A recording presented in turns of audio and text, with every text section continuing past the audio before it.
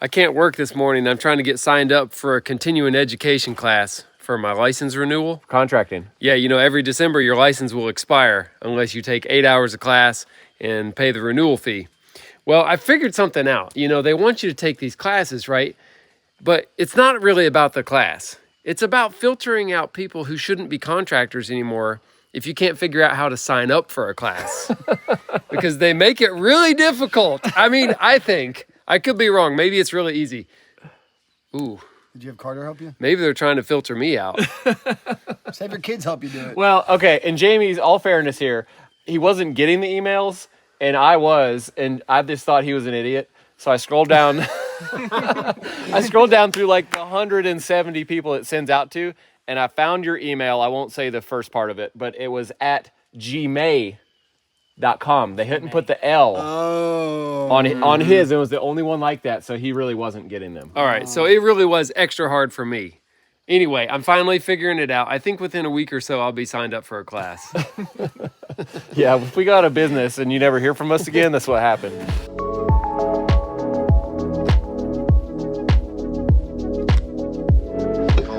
Yeah, but he notched, these were supposed to be 2x10s. He notched for 2x12. So I'm just wondering if something else went awry. We're gonna check manually here, level across from our band.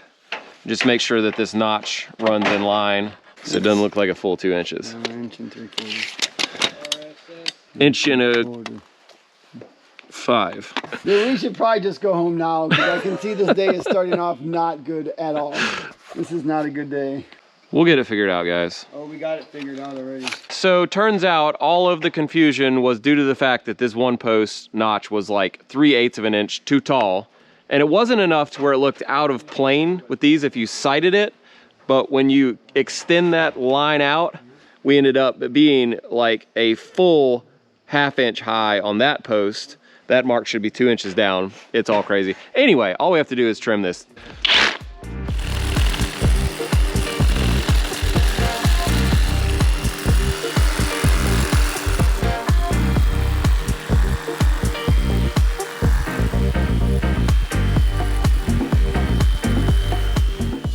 Dude, this thing's getting whittled up. Hey, believe it or not, I've seen people put in posts with no cuts on them, just at random heights on footings that are not on elevation, and then go back and do all the cutting after the fact off the scaffolding like this. Dude, that's a pain. Well, it sounds like a pain, but you're seeing why maybe that's a good idea in some cases where you could just literally snap a string line and, you know, make sure it's right. I'm telling you, I think a chainsaw would be the best thing right here. Dude, this thing is working awesome. Yeah, we are trimming this one just to fuzz. What are you doing over there? We're trying to make it super straight and accurate.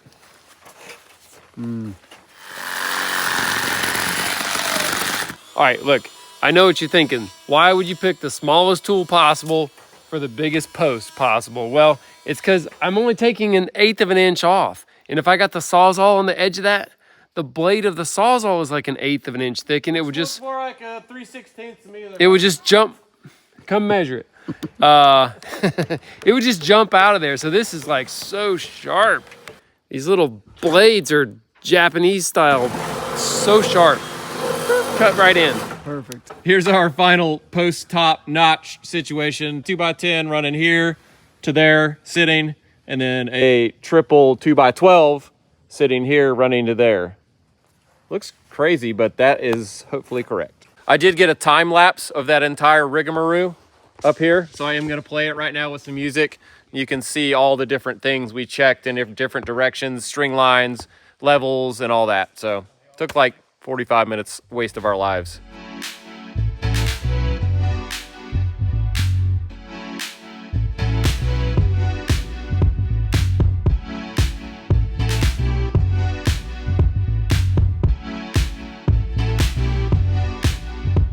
We're trying to make sure that if we run lags into the bottom here, Yeah. they hit a stud and not just the sheathing.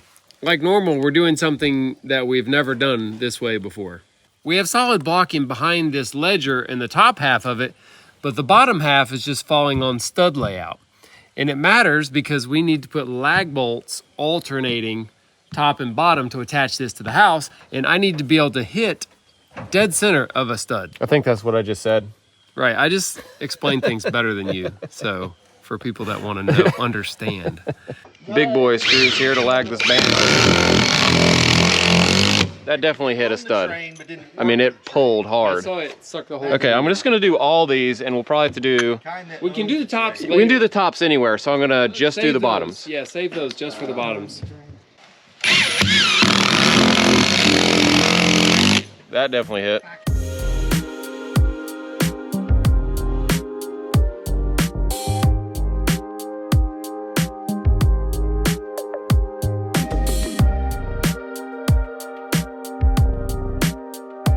Now that the girder is in, we're gonna get in a position where we can look down it, like sight it. Laser eye, right? Oh yeah, for sure. Wow, this is the spot? It's right about here, right? Okay.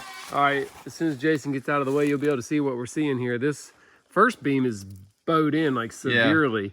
And the posts look pretty in line, but just the girder itself. yes, that first 10 feet. So each of those 3 pieces were bowed in. Yeah. And they all got nailed together in that orientation. We could have probably flipped 2 of them if we looked at the side bows before they got nailed in. But it's too late. Limb in my ear. Watch out. Oh. So let's go ahead and get a joist put in each post, and then we'll push that girder out. Yeah, we need to fix it or affix it in the places where it's good, and then cut one that'll bow that out. Ray's put this little hanger block for Jason to get that end FOT, flush on top. Easier. Oh, it's not. Okay. And once we get these 2 in, that'll lock the post where we want, and we can straighten the beam with the rest of them. All right, let's look in. Let's see, which one am I at? That one. I think it's this one. Yeah. We actually have this walkboard set up like perfect height to where we can just stand with this shouldered on. That doesn't work. That makes it easy. And I'm gonna nail this with enough fasteners that it wouldn't fall if someone stepped on it, even though it's getting a hanger later. And I'm out of juice.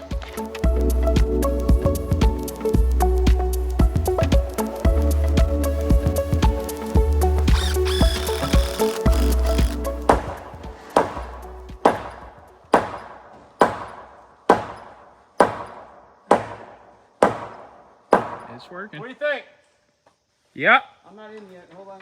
Today's video is brought to you by HOUZZ PRO, and they're an all-in-one business solution for builders, remodelers, contractors, and designers, which a lot of you guys are. They have a lot of great features that can help you streamline your business, make your life easier, make you more professional, especially on the client end. And one of the best things they have is their invoicing and online payments that now includes tap to pay. With building projects, you can burn through your working capital so fast, and that's why it's great that HOUZZ PRO gives you a way to quickly, securely, and easily get payments from your client.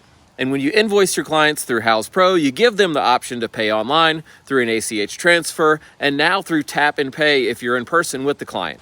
With tap to pay on iPhone, clients can tap their credit card or debit card right to your phone, or they can use their iOS mobile device with a virtual wallet to your phone, and this includes Apple Pay and Google Wallet. The future is here, folks. You can now pay for your addition with your watch. Love it. This can keep your business running smoothly since you don't have to wait for checks to clear or even wonder if they're gonna bounce. And receiving payments is super simple. You just have to set up your payment details one time in HOUZZ PRO, and then you're ready to roll. HOUZZ PRO can also split your invoice into multiple payments, which is great if it's a multi-step process. Then HOUZZ PRO will automatically let your client know when each payment is due for each part of the process. All you have to do is sit back and relax as payments come directly into your account, and HOUZZ PRO keeps track of all of that as well. Thanks again to HOUZZ PRO for sponsoring our video. They've been a long-time sponsor of our channel, and these video sponsors help us to keep making content, keep doing what we're doing, so we really appreciate that. If you're interested in checking HOUZZ PRO out, it's free to try. There's a link and a phone number down in our video description, so make sure to check that out, and let's get back to work. Stole my bike.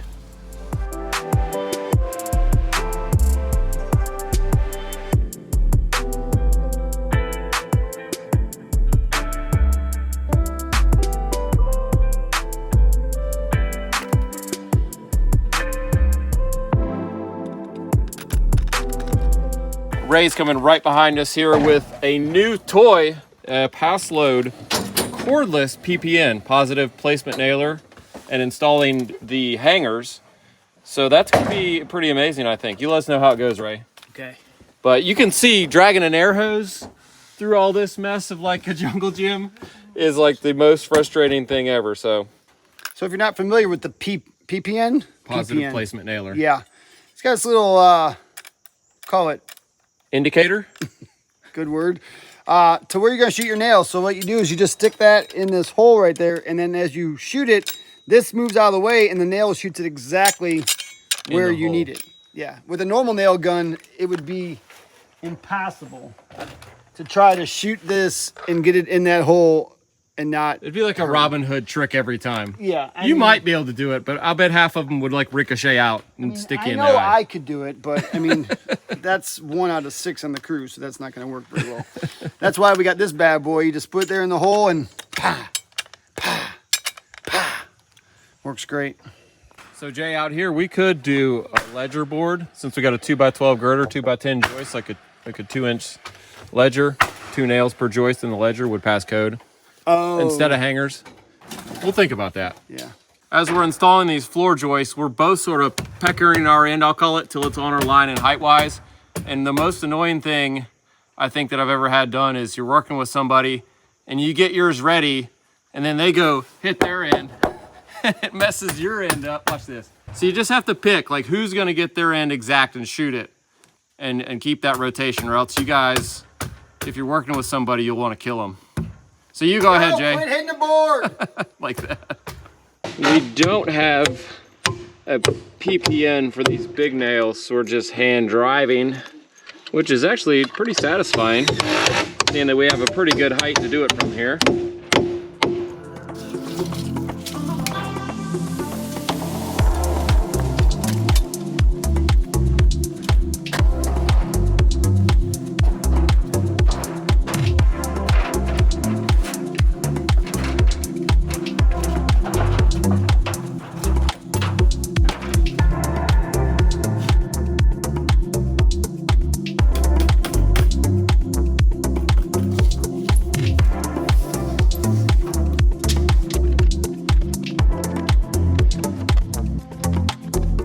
While we're waiting for our next board, I want to show off an accessory that we're working on for the Perkins builder belt. I just got one made to test today, so you can put a bunch of fasteners in there. If you need to, you know, a job where you're going to have a bunch of fasteners, you can put that on temporarily. So Nice. and I had them do the top where you could, you know, throw it in your truck and not lose all the fasteners. So coming to PerkinsBuilderBelt.com soon, hopefully. This little section of wall has been the vein of our existence on this job. And one more thing, it looks like. Some like little projects just, they never give up, you know? Yeah. They just keep on being a problem. This wall. Look, somebody put their wet handprint in there, exactly what you just did. Man. Well, did you explain what we're doing to this thing? No, I will though. So when we came around with our deck framing, we realized that this end of the wall was like 3/8 of an inch lower than the rest of the wall, and it was what it should have been. So we're having to add a little bit of masonry to the top. 0 to 3/8. Yeah. So that our deck framing that's gonna run off of these runs out level. Yeah, I got it formed up here. This beautiful looking form you're looking at. Yep. It's amazing. I think it'll work fine though. I do too. So it's basically just gonna stucco 0 inches to 3/8. Yeah, and it's gonna be, it's gonna have a flat 2x8 sitting on it, right? Yeah. So I'm not too worried about, you know, it breaking loose or anything like that.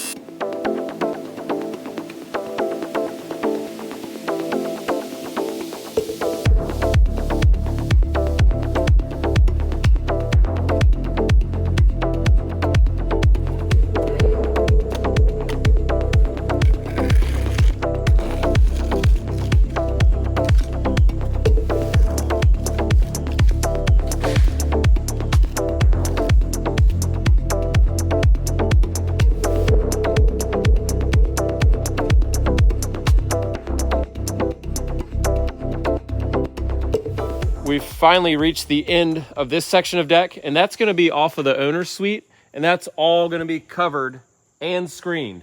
No. Yes. Screen? Yeah. Are we using the same kind that we did at the deck job over there? Yeah. Skaggs? Now what we're going to do is install a triple ply girder through here that will extend. This is basically a girder, this band attached to the house. Extend this on out so that our joists coming off of this have a girder to butt into that way.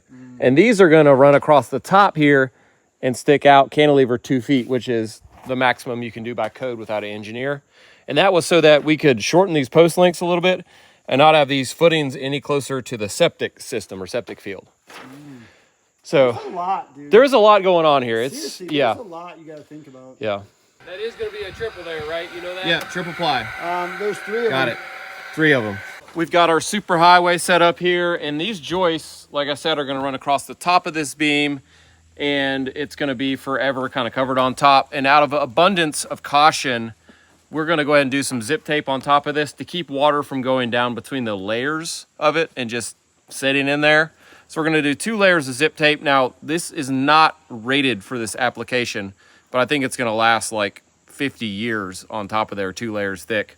It's just my guess. It's shaded, so the UV isn't going to hurt it. So we're going to go ahead and do that. And just side note, you didn't have to mark those because they sit up here. I came up here and Jason was like, shh. I know. I'll get a big eraser from Dollar General and come out tomorrow and erase them all. It is sunny up here, but the decking will be above this and shade it. Oh, okay. Jason's Yeah, like, it's not shady up here, You're like, it's sunny. it's nice and shady and your whole face is lit up like a Christmas tree. So we're gonna go one edge, then go the other. So it'll be doubled up over the joints. Pretty sure.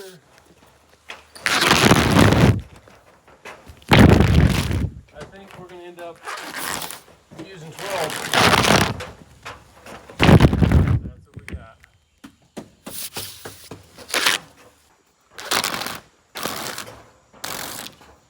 Got any blade there?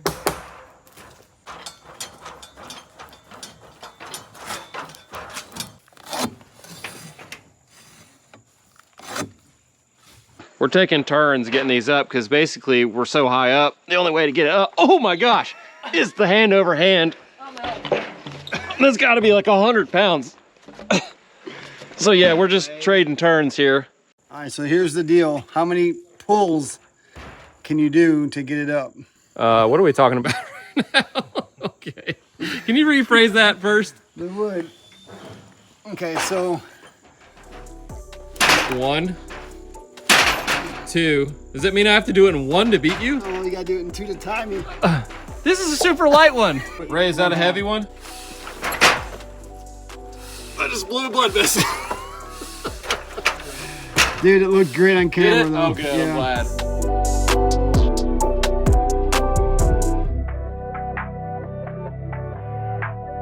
We've been installing these 10-foot joists here that have a 2-foot cantilever overhang over our girder. That was going great until we got to the 6-foot section right here. And the reason it got worse is because any inaccuracy in the levelness of one member to the other is amplified because they're closer together. We ended up with this end sticking up about a 1/2 inch too high. And from one joist to the next, that's too much of a difference to install your decking over the top of it. Your band was a little low or the girder was a little high in comparison. Yes.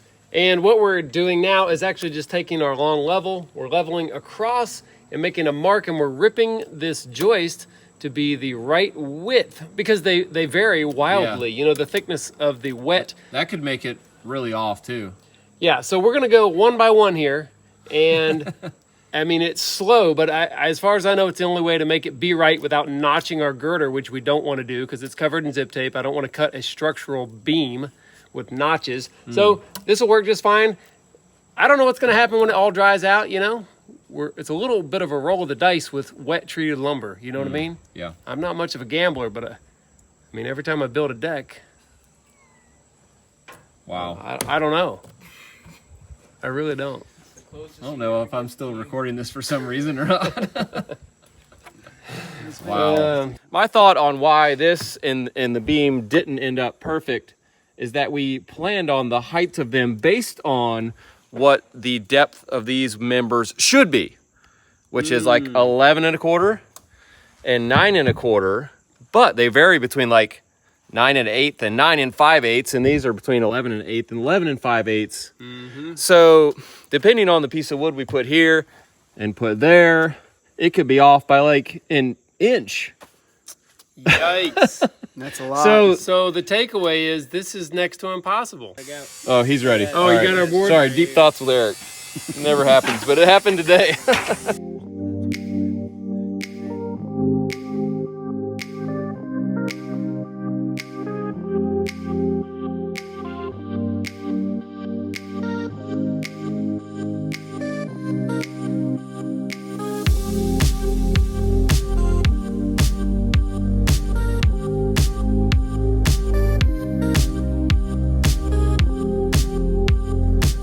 That's it for our video today. Thanks for building with us. Make sure to get subscribed, give us a thumbs up if you haven't already, and you'll get our future videos like what's happening right behind me. See ya.